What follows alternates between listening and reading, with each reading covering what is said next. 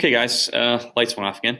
So I'm going to run you guys quickly through the actual battles of the Spanish-American War, but I can tell you right away, it's not much of a war. It lasts 88 days. More people die from mosquito bites and the diseases they cause than actually die from bullets. It's considered to be a major American win because it establishes us as a world power, but I wouldn't exactly say that we did much. It was kind of like we beat up a sick little kid. Um, now, um, just some quick stuff. Basically, the first battle of this war was actually fought in a place called Manila Bay, which is located in the Philippines, which is a set of islands just south of Japan. Again, we'll go over some of this geography when I get back on Thursday, but I want to make sure that you guys kind of have an understanding of what's going on.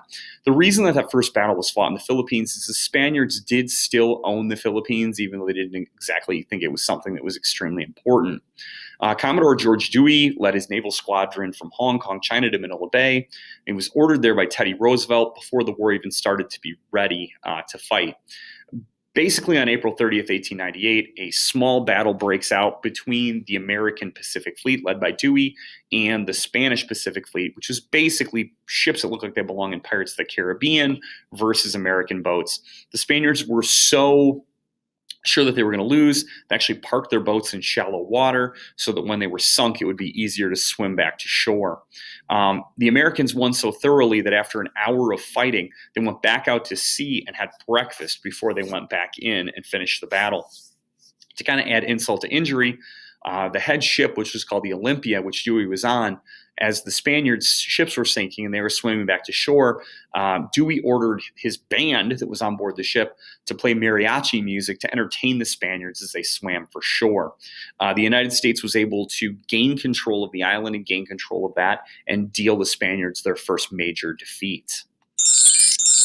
And it kind of goes through that right there. Sorry, I jumped ahead a little faster than I should have. There's the newspaper article from the next day. Again, you can see Dewey smashes Spain's fleet. We like to really make things in that yellow journalism idea seem big because it sells newspapers. If you take a look at the headlines and things like that, it makes it sound like it was a great naval battle, but in reality, it was basically steel ships against a bunch of junk. Now, one of the most difficult things that we had to do was get our army to Cuba. And I know I said it was only 90 miles, but we didn't exactly have a large army when things started. We actually had one of the smallest standing armies in the country. But there were a number of people that were enthusiastic to volunteer. We got about 200,000 volunteers in the first 2 months. One of those is actually the Assistant Secretary of the Navy, a guy named Theodore Roosevelt, we'll talk about more as the year goes on. He was nearly 40 years old. He wanted to organize his own regiment. He came from a wealthy New York family. He had been a really sick child. He nearly died because of asthma. He was a boxer and avid outdoorsman. He wrote a number of books, and he had held a number of political offices. And during his life, he had spent some time in the West after a number of family issues and had kind of turned himself into a decent cowboy and met a number of cowboys and Indians.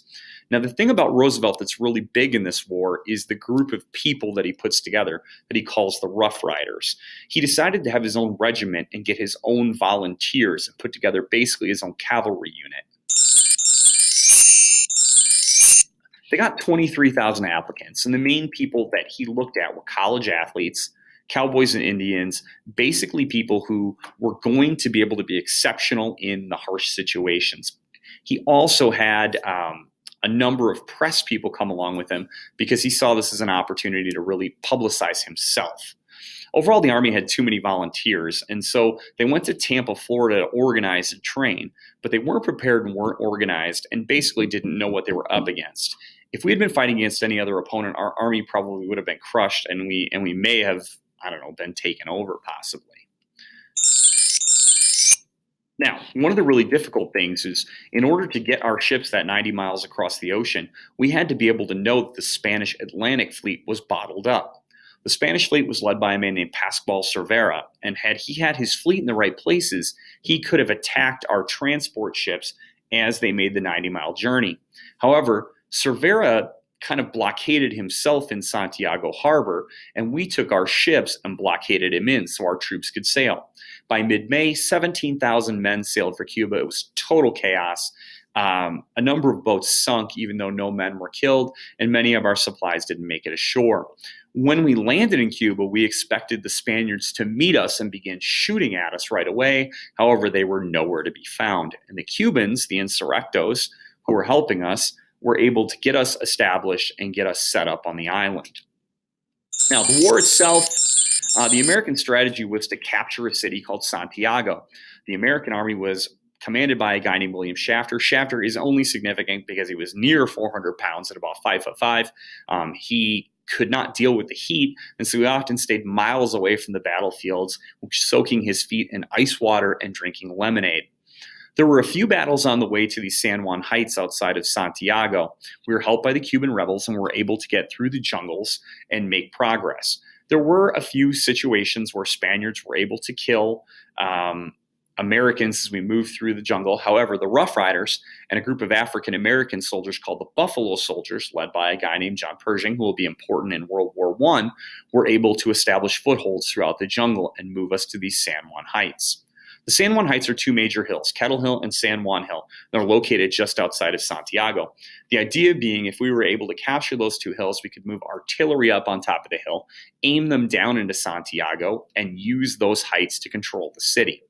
The Rough Riders charged up one hill, while the Buffalo Soldiers, led by Pershing, charged up another. The fighting was extremely bloody. If you can imagine, running up a hill as steep as the hill behind the school, but anywhere between a half a mile and 3/4 of a mile high, you're going to see that you're going to have some issues. When the Buffalo Soldiers were able to get control of one hill, they turned their gunfire on top of the other hill before charging up and helping the Rough Riders take the hills. After the hills are taken, we're able to move our artillery up to the top of the hills and blast down into Santiago. This included the navy of Cervera that was trapped in the harbor. Every Spanish ship was sunk. The Spaniards realized that their situation was desperate, and they gave up. On July 16, 1898, the Spaniards surrendered, and the United States occupied Puerto Rico, a small Spanish settlement, and we've been able to hold on to that ever since.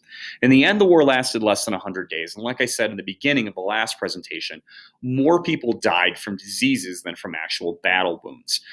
It's a pretty major victory for the United States because we beat a world power. However, we really didn't do much. The Spaniards weren't really into it. They didn't really want to fight. And they didn't really have the money to put up the kind of fight that we would have maybe liked to have seen. However, a number of people, including Teddy Roosevelt and Pershing, are able to use this war to vault themselves to new heights. After the war, Roosevelt is able to become the vice president of the country, and Pershing becomes a general and will eventually become the leader of our troops in World War I. Now, that's kind of a look at the Spanish-American War. Again, if you're in one of the A classes, you've now finished 3 quick segments, probably about 20 minutes. Now you guys should get working on your map sheets. Please don't forget that Seeking Empire is due by midnight. And if you get done, please go through Power School and make sure that everything is taken care of that you can get taken care of. Hope you guys have a great day. If you have any questions, please feel free to chat me, email me, or I guess wait till I get back. I'll see you guys soon.